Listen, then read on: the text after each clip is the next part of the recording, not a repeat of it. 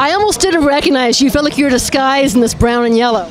Well, excited to be out supporting the Padres tonight. I've got family in town, showing them Petco tonight. We're going to go to the Wave tomorrow and check out Snapdragon, but always fun to come out and see the Padres play. They're such good partners of ours. It's always great to see you, but I will say that today, I'm going to call it fortuitous timing. There's been a bit of little news about San Diego State and the Mountain West. What can you tell us about the reports that you guys have sent a letter to the Mountain West saying you intend to resign?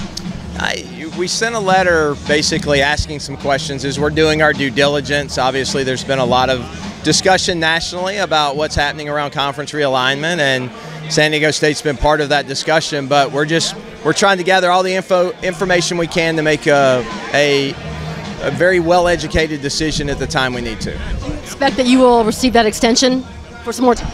I have no idea. That's up to the board of directors of the Mountain West. They'll take that under advisement and let us know.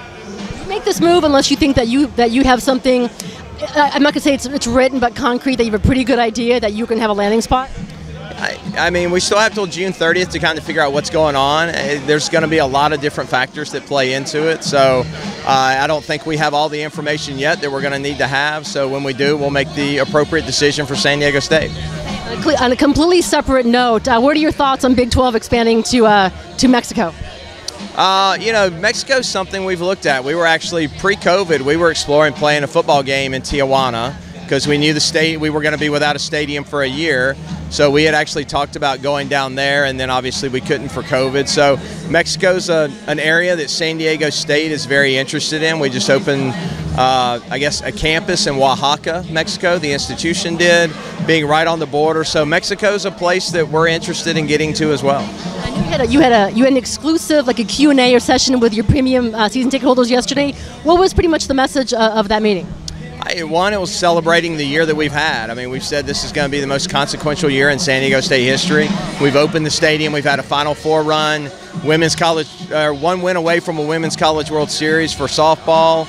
The MLS deal, everything we've done at the stadium. So, and we talk about having one more box to check, and we'll see if we can get that figured out. Last thing, the